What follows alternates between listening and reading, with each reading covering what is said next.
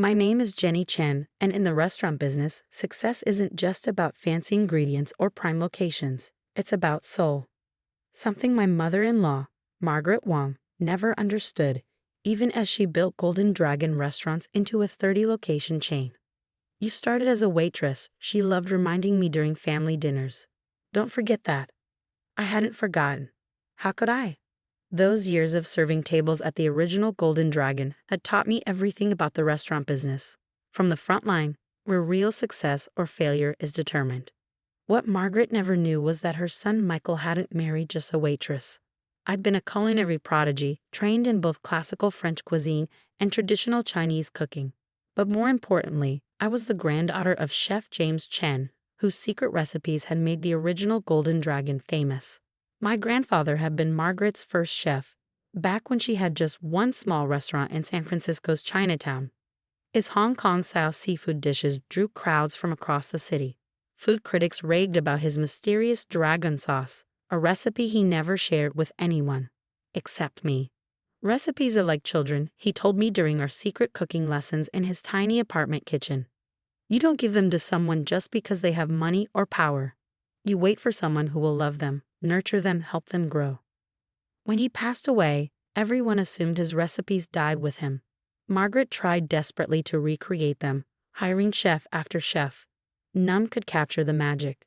What she didn't know was that I had them all, written in my grandfather's careful hand, annotated with his special techniques, hidden away in a secret notebook. I met Michael during my first week as a waitress at Golden Dragon. He was doing restaurant inspections for the family business, wearing an expensive suit that looked out of place in the bustling kitchen. The soup dumplings are better at table 7, I told him, noticing his untouched plate. They're using my grandfather's technique. He looked up, surprised. Later, he told me it wasn't just my knowledge of food that attracted him. It was how I treated every customer like family, how I knew every dish's story. We married despite his mother's objections. A waitress, she complained to anyone who would listen. My son could have married a doctor or lawyer. But Michael saw something in me she didn't. When he promoted me to manager of the original Golden Dragon, profits doubled within a year. It's her connection with the customers, the staff would say. She knows exactly what they want before they do. What they didn't know was that I was slowly, carefully introducing my grandfather's recipes, a special sauce here, a modified cooking technique there. Small changes that made huge differences. The restaurant's reputation soared. Food critics returned, writing about the revival of a San Francisco legend. Other locations in the chain started asking for our recipes. That's when Margaret's attitude changed, but not in the way I'd hoped. We need to standardize, she announced at a family dinner. All locations should have the same menu, same recipes. The original Golden Dragon will adapt to the chain standards. But our customers come for the authentic dishes, I protested. The traditional recipes are outdated, she cut in. We're modernizing, streamlining. And you, she smiled coldly, will step down as manager. We need someone with real business experience. Michael started to object, but I squeezed his hand under the table. Sometimes silence is more powerful than argument. The next day, Margaret installed her nephew, Peter, as the new manager. His first act was to demand all my recipes and cooking notes. Company property, he said with a smirk. I handed over a stack of papers, standard recipes, nothing special. The real treasure, my grandfather's notebook, was safely hidden away. Over the next 3 months, I watched as they systematically destroyed everything that made the original Golden Dragon special. Fresh ingredients were replaced with frozen. Traditional cooking methods were abandoned for faster, cheaper techniques. The soul of the restaurant was being stripped away. The customers noticed. Regular patrons stopped coming. Reviews turned negative. But Margaret was too focused on her standardization plan to see the damage. Then came the announcement. Golden Dragon was going public. Margaret had arranged for a major restaurant conglomerate to buy a controlling interest. We'll be nationwide within 5 years, she boasted at the board meeting. Hundreds of locations, all perfectly standardized. The other board members applauded. Only Michael looked troubled. And to ensure smooth transition, Margaret continued, looking directly at me. We'll be removing all unprofessional elements from management, starting with our former waitress. I stood up calmly. Of course, I understand. You'll sign an agreement naturally. Non-compete, Non-disclosure. Standard terms. I smiled, thinking of my grandfather's notebook, of all the secrets it contained. Of course. Later that night, Michael found me in our home kitchen cooking. "I'm sorry," he said. "Mom's wrong about this. About you." I stirred the sauce I was making, my grandfather's famous dragon sauce. The one that had launched the original Golden Dragon to fame. "Your mother thinks she owns the heart of Golden Dragon," I said quietly, "but she only owns the name." "What are you going to do?" I tasted the sauce. Perfect, just like my grandfather had taught me. "Tomorrow," I said, "we're going to learn the difference between owning a restaurant chain and owning what makes it special." Michael looked at the sauce, then at me, understanding dawning in his eyes. "The real recipes," he whispered. "You have them." I nodded. "And tomorrow, when your mother signs that deal with the conglomerate, she's going to learn exactly what she's really buying." The sauce simmered, filling the kitchen with its legendary aroma. Somewhere, I imagined my grandfather smiling. Tomorrow would change everything. Not just for me, but for the true legacy of Golden Dragon. The day of the Golden Dragon's public acquisition started with an unexpected phone call. David Chang, the food critic who had first made the restaurant famous 30 years ago, wanted to meet.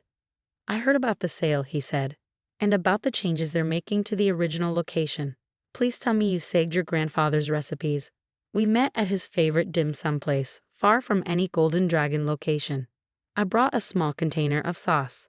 David's eyes widened at the first taste. "It's exactly the same," he whispered. "James Chen's dragon sauce." They said it died with him. "Nothing dies if you pass it on with love," I said, quoting my grandfather. His article was published online an hour before the Golden Dragon's acquisition ceremony. "The Soul of Golden Dragon: A Legacy in Peril." It went viral in the food community. I arrived at the ceremony just as Margaret was preparing to sign the final papers. The hotel ballroom was packed with executives, investors, and press. "Today marks a new chapter," Margaret announced from the podium. "Golden Dragon will become a national brand, bringing our authentic Chinese cuisine to every corner of America." I waited until she lifted the pen to sign. "Actually," I said, standing up, "we should discuss what you're really selling." Margaret's pen froze. "Security." "Before you call security," I continued calmly, "you might want to read David Chang's article. It's trending on all the food sites." Someone pulled it up on their phone. The article spread through the crowd like wildfire, phones pinging everywhere. "The famous dragon sauce," I continued as Margaret's face paled. "The special dumplings, the seafood preparations that made Golden Dragon famous, none of those belong to the company. They never did." "That's ridiculous," Margaret snapped. "All recipes developed at Golden Dragon are company property." I pulled out my grandfather's notebook. "These recipes were created by Chef James Chen long before Golden Dragon existed. He passed them to me, his granddaughter and chosen successor. I've never shared them with the company. I just used them as his heir." The conglomerate's CEO leaned forward. "Is this true?" "Check your due diligence," I suggested. "You'll find no documentation of the original recipes in company records, because they're not company property. They're my family's legacy." Chaos erupted. Lawyers huddled in corners. The CEO demanded an emergency meeting. Margaret looked like she'd swallowed one of her frozen dumplings. I wasn't done. "I'm opening a new restaurant," I announced to the stunned crowd. "Chen's Kitchen. Using all my grandfather's original recipes, plus new ones I've developed, and I've invited all of Golden Dragon's original staff to join me." "You signed a non-compete," Margaret sputtered. Actually, Michael stepped forward, legal papers in hand.